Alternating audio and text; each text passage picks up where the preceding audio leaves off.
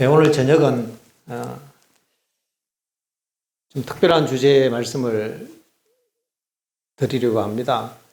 대단히 큰 주제인데 간단하게 좀 말씀을 함께 나누려고 합니다.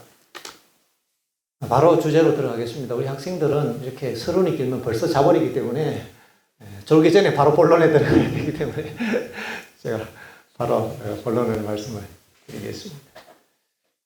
예수님께서, 그러니까 하나님이 이 땅에 인간으로 오셔서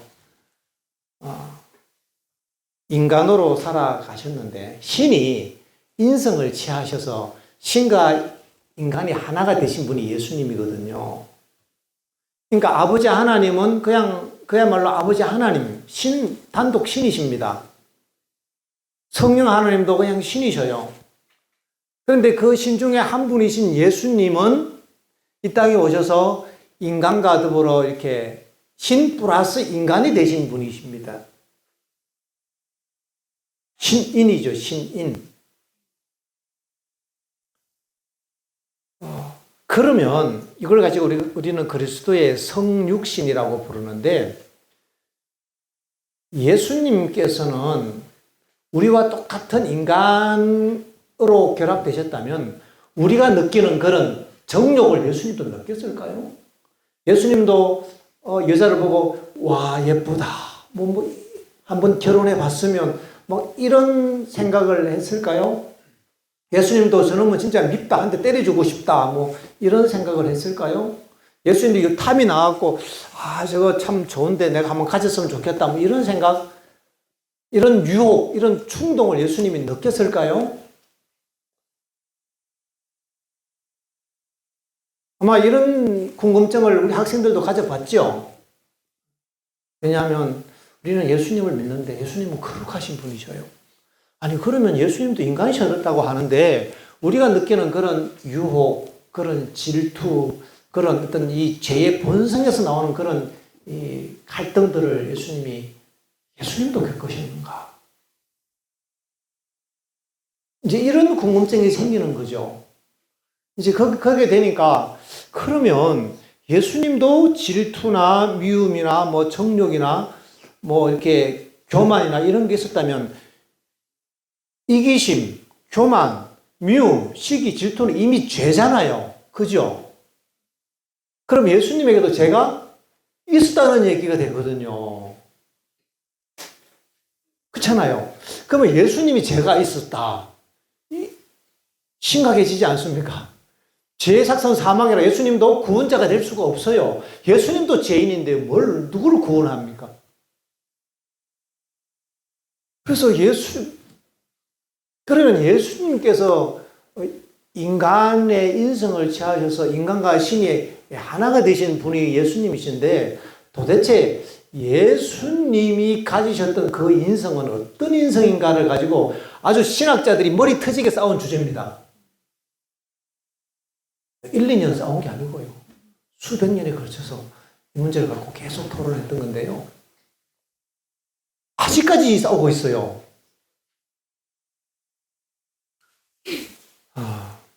근데 이 문제에 대한 이해가 대단히 중요합니다.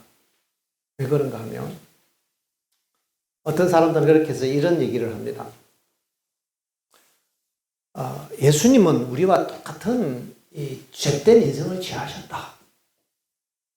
시대의 수봉에도 보면은 4,000년 동안 유전받은 그 모든 이 죄의 본성을, 죄된 인생을 예수님이 취하셨다라고 그렇게 시대의 수망에 나와요. 그러면서 그 예수님의 족보의 조상들을 봐라. 어떤 사람들인지. 그러면 예수님도 우리와 한결같이 시험을 받고 우리와 한결같은 이 형제 되셨다고 했는데 예수님도 우리와 똑같은 인성을 취하셨다고 성경에는 얘기하고 있어요. 왜 성경은 예수님이 우리와 똑같은 인성을 취하셨다고 얘기합니다. 그래 우리와 똑같은 인성을 취하셨는데 예수님은 또 죄가 없었다고 이야기합니다. 이 두 서로 다른 말씀을 조화되게 이해해야 하는 것입니다. 만약에 이거를 조화를 못 시키고요. 한 사람은 예수님은 죄 없는 인성을 취하셔서 죄가 없으셨다라고 얘기하고, 한 사람은 죄 있는 인성을 취하셨다 뭐 이래갖고 이래 얘기하면요, 서로 싸우면 다 틀린 거예요. 왜냐하면 하나님 말씀은 서로 모순되거나 충돌하지 않습니다. 서로 이렇게 틀린 이유는 잘 이해를 못해서 그런 것입니다. 잘 이해되면 이 두 말씀은 아주 절묘한 조화를 이루면서 위대한 구원의 진리를 설명해내는 것이기 때문에 그렇습니다.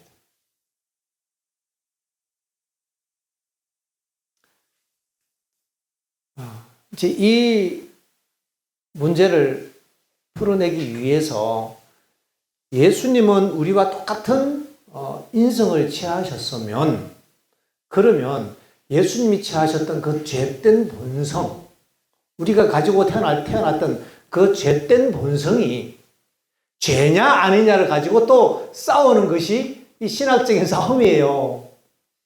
그걸 죄론이라고 부르는데요. 우리는 이미 태어날 때부터 죄의 본성을 가지고 태어나잖아요. 가만 놔두면 죄를 지어요. 그래서 이 땅에 태어난 모든 사람들은 다 죄인이에요. 다 이렇게 죄를 짓지요. 죄로 키우는 경향과 본성을 가지고 태어났습니다. 본성이라는 것은 성질입니다. 성질. 원래 그런 성질을 가지고 태어났습니다. 죄를 지을 수 있는 죄의 약한 성질을 가지고 태어난 겁니다. 애기들도 이기적이고요. 그래서 누가 안 가르쳐줘도 그냥 교만하고, 누가 안 가르쳐줘도 이기적이고 그래요. 고양이들은요, 누가 안 가르치는데도 태어나면요, 자기 똥을 누고 묻어요.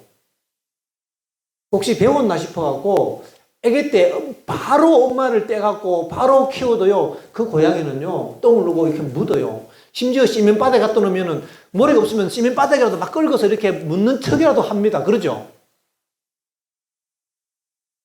이거는 그런지 본성이 그래. 하나님께서 그런 본성을 고양이에게 심어 놓기 때문에 본성적으로 그래야 하는 거죠.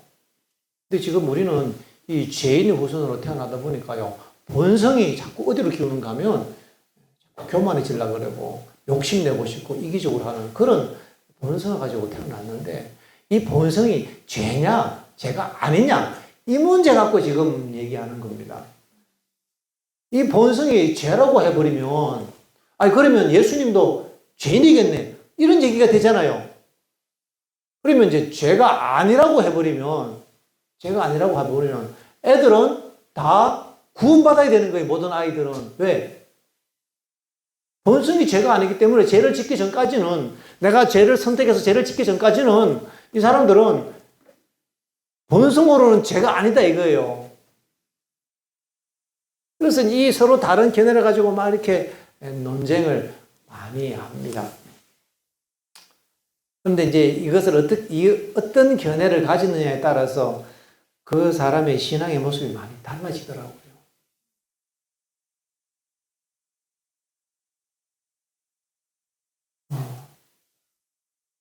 본성이 죄다 하는 사람은 우리는 속절없는 죄인이기 때문에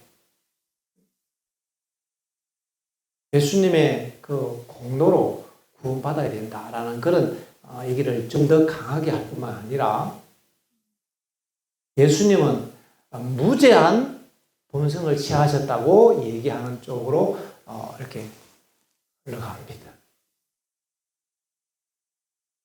근데 예언신을 막 뒤져보고 성경 뒤져보면 예수님은 죄는 없었지만은 죄된 본성을 취하셨다는 말씀이 많이 나와요.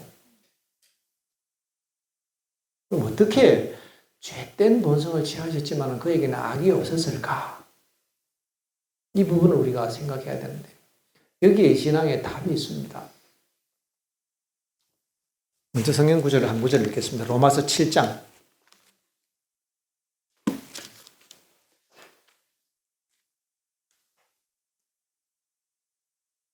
로마서 7장 21절. 다 같이 읽겠습니다. 먼저 7장 21절. 그러므로 시작. 그러므로 내가 한 법을 깨달았노니 곧 선을 행하기 원하는 나에게 악이 함께 있는 것이로다. 선을 행하고 싶은데요, 내 속에 악이 함께 있어요. 악이.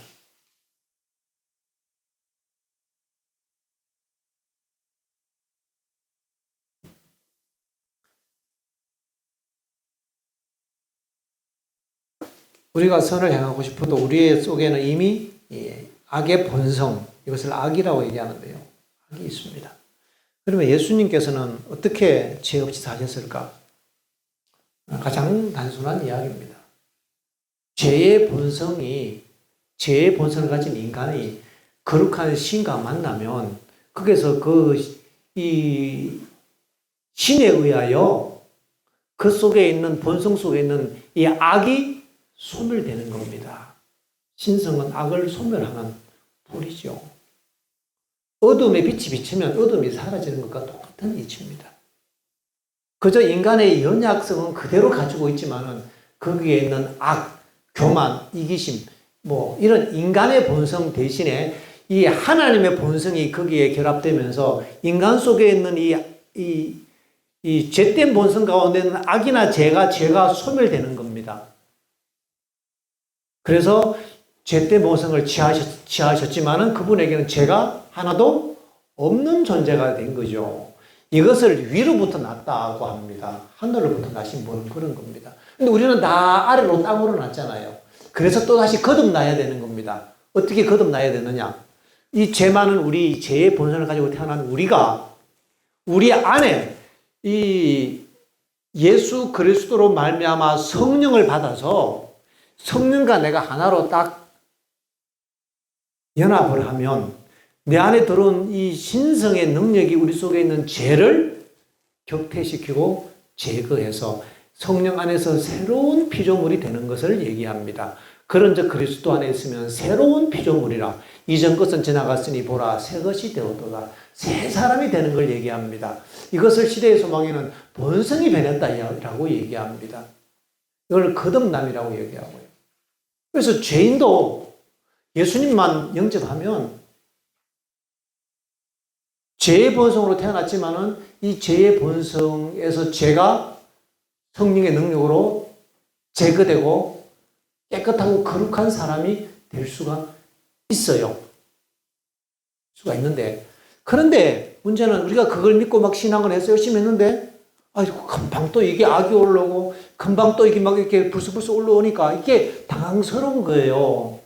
분명히 내가 거듭났는데, 분명히 성령의 충만함을 경험해서 그때는 막 내 마음속에 사랑이 충만하고 겸손했는데 하루도 안 지나서 보니까 교만이 올라오더라 이 말입니다. 그럼 도대체 그 거듭남은 나긴 났는데 절반만 났나? 아니면 어디서 나오는 것인가라는 그런 당황스러운 생각을 하는 거지요. 하나님께서요, 우리가 거듭났다고 해서 우리 속에 있는 이 악의 본성의 모든 요소들을 다 제거하지 않습니다. 두십니다. 왜 두실까요? 우리에게 선택의 기회를 더 주시기 위해서 두시는 겁니다. 우리가 이 땅에 살아가는 이 믿음의 싸움이라는 것은요, 제 본성이 올라올 때마다 우리는 예수님을 선택하고 그분을 내 안에 영접하고 그분의 피로 하나님 나는 이 속절없는 죄인입니다. 나는 내 속에 있는 죄를 씻어주세요. 이렇게 예수님을 선택할 때 그래 오늘도 주니까 네가 오늘도 또 선택했구나. 하루에도 내가 네가 몇 번씩 선택하는구나. 야 너는 진짜 의를 좋아하는구나. 이렇게 우리의 선택이 하나님 앞에 온 우주 앞에 입증되기 위하여 우리에게는 선택할 수 있는 이 시간이 주어지는데 이 시간이 길면 길수록 투쟁이 긴 거죠. 그래서 이것이 우리가 그리스도의 고난에 참여하는 것입니다. 이것은 하나님의 공의 앞에서 우리가 죄를 좋아서 지었는지 본성적으로 죄가 좋지만은 그것이 싫어서 예수님을 통해서 씻음을 받고 다시 거듭났는지를 증명해내는 시간이 필요하기 때문에 우리에게는 하나님께서 그것을 단번에 제거해 주지 않습니다. 그럼 언제 제거해 주시는가? 조사심판이 끝나면은요. 조사심판은 그걸 가지고 조사하는 거예요.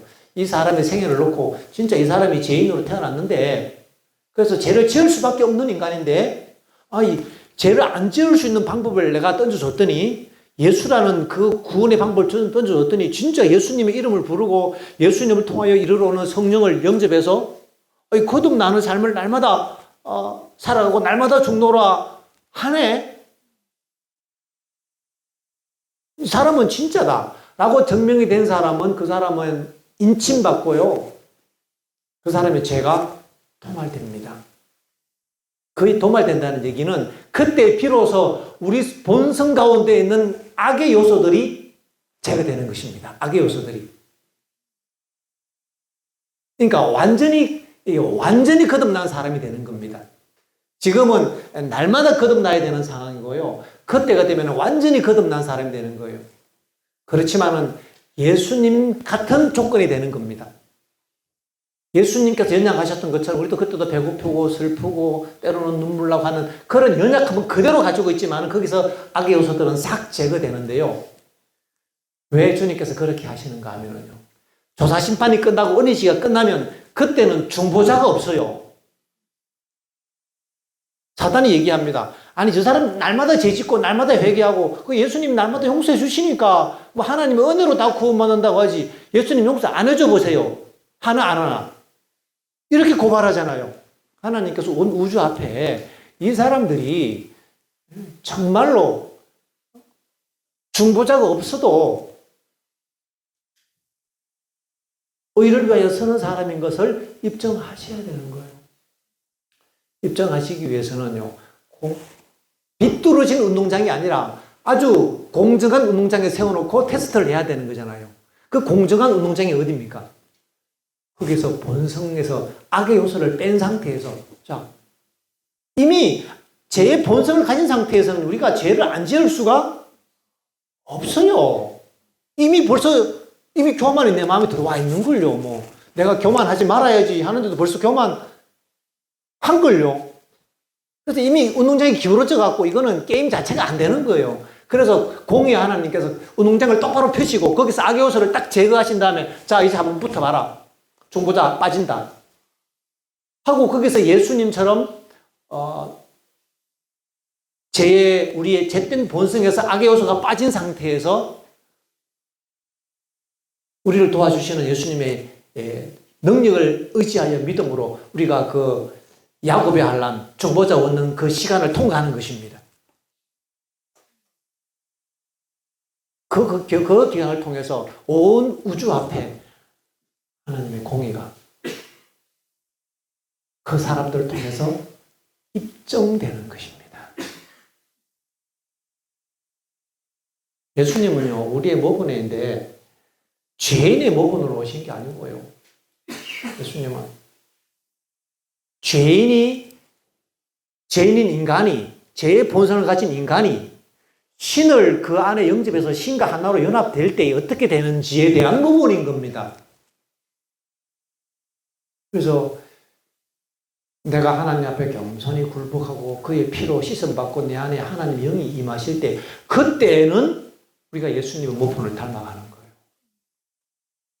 그 모본인 겁니다. 그 모본.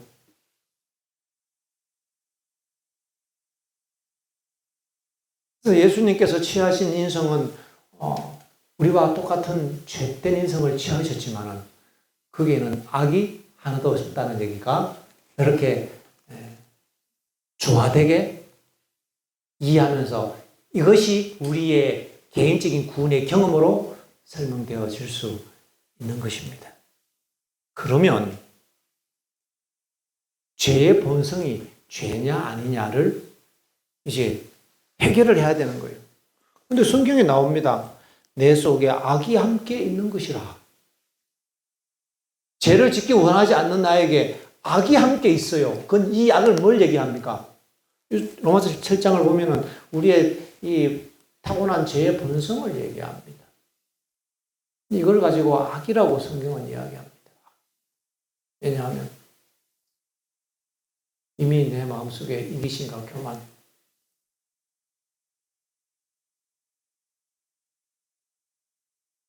그래서 이 땅의 모든 사람은 의인은 없나니 하나도 없다는 얘기할 때요. 이미 우리는 이 기울어진 상태로 태어납니다. 그래서 죄의 경향이라고 하죠. 기울어진 상태로 태어나기 때문에 아마 이렇게 죄를 좋아해요. 그리고 이미 부패한 상태로 태어나는 것입니다. 본성 자체가. 안 했을 뿐이지. 놔두면 가요, 그리로. 그런데 너무 억울하잖아요. 내가 원해서 태어난 것도 아니고 태어나보니 이런 걸 가지고 나한테 너 이놈 죄인이지 죽어라. 뭐 이건 너무 억울하지 않습니까? 이건 하나님의 사랑도 아니고 공의도 아닌 거예요. 그거는요. 그럼 태어나게 하지 말지 차라리. 그잖아요. 한 생명이 이 땅에 태어날 때는 누구에 의해서 태어납니까? 다시 참새 한 마리가 죽을 때는 하나님이 허락지 않으면 죽지 않는다. 자, 역으로 한 생명이 태어날 때는 누구의 허락에서 태어나는 것입니까? 하나님에 의해서 태어나는 거예요. 그러니까 우리는 억울한 거야. 하나님, 내가 원해서 태어난 것도 아니고 하나님이 허락해서 태어났는데 태어나 보니까 나는 이 모양인걸요. 하나님 책임 아닙니까? 하니까 그래, 내 책임이지. 내 책임이다. 내가 태어나게 했으니까 내 책임이다. 그러니까 내가 책임지겠다. 어떻게 책임지실 건데요? 네가 원하기만 하면 그거 있어도 네가 그렇게 살 수 있는 길을 내가 딱 마련해놨어. 책임지신 겁니까? 책임지신 거예요. 그리고 너 앞으로 영생 얻을 수 있도록 내가 해줄게. 주님께서는 그러면 힘든 건 우리가 왜 그렇게 살아야 됩니까? 그 힘든 과정을 통해서 죄의 본성을 가진, 아니 우주 거민들은 죄 없는 상태에서 죄를 지었잖아요. 자유가 있기 때문에. 그런데 우리는 죄의 본성을 가지고 태어난 상황에서 가장 최악의 상황에서 예수를 선택하고 죄를 이겨냈으니까 이거는 진짜 굉장한 존재인 겁니다. 이런 존재가 우주에 있는 한은 죄 없는 우주에 죄가 들어올 수가 없어요. 그렇지 않겠습니까? 그래서 너희들이 죄 가운데서 태어나서 내가 알려준 방법으로 죄를 이기면 너희는 진짜 천사들보다 더 높게 될 거야. 하나님 방불하게 내 보좌에 같이 앉게 해줄게. 선악을 아는 일에 네가 나와 함께 같이 되어서 우주를 구속하는 일에 너희들이 함께 동참하게 될 거야. 그좀 얘기하시니까 하나님 태어난 게 너무 감사하네요.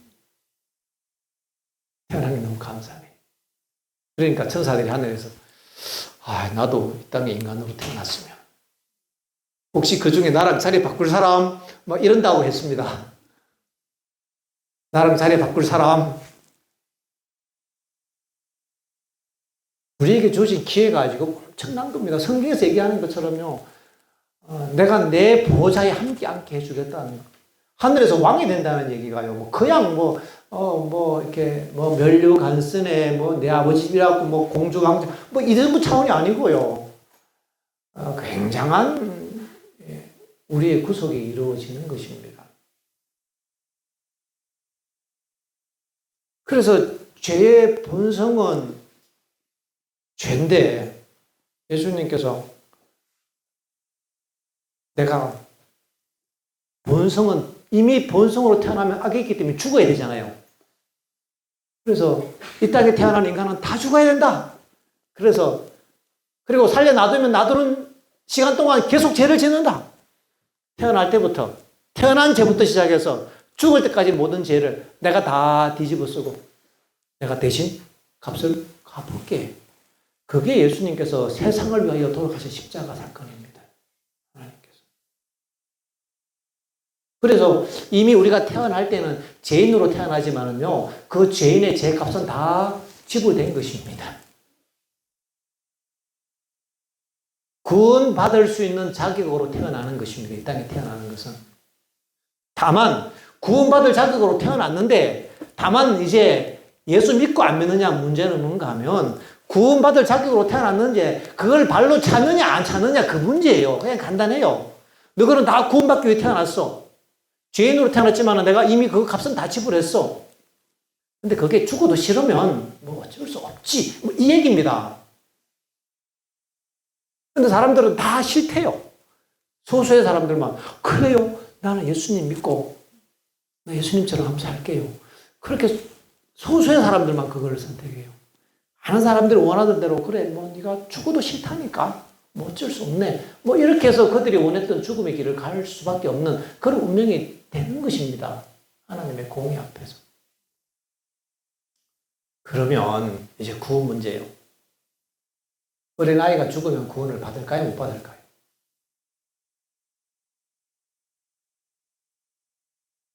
분명히 죄인데 태어날 때부터 죄인이잖아요. 구원받을 수 없어요.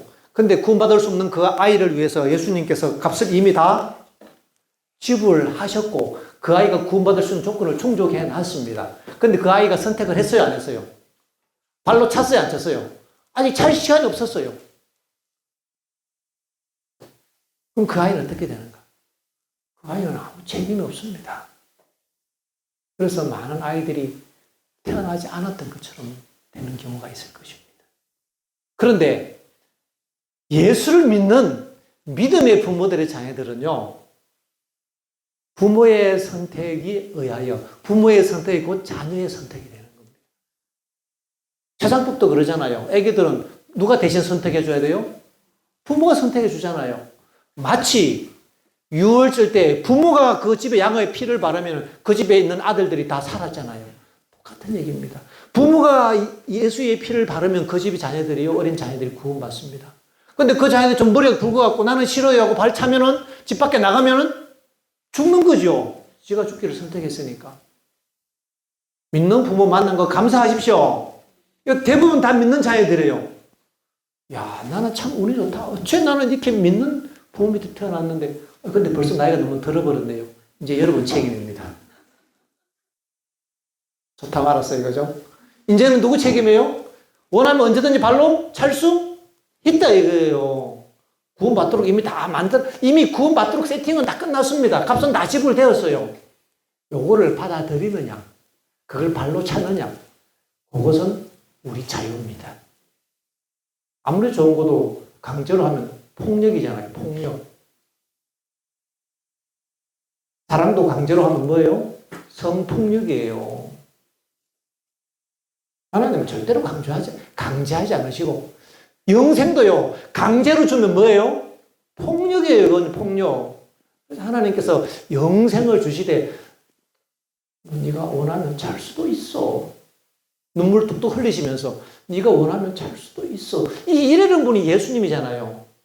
울면서, 꼭 차야 되겠니? 이러시는 분이 예수님이다, 이 말이에요. 부모 심정이죠. 부모에게 그걸 알게 하기 위해서 부모 심령을 준 겁니다. 우리의 타고난 죄의 본성은 악할지라도 우리가 예수님을 받아들이면, 그러면 소돔과 고모라 때 죽었던 아이들은 심판이 있을까요? 그 아이들은 심판이 없어요. 그 애들은 천년 뒤에 부활하지도 않습니다. 죄를 지었어야죠. 책임이 없잖아요.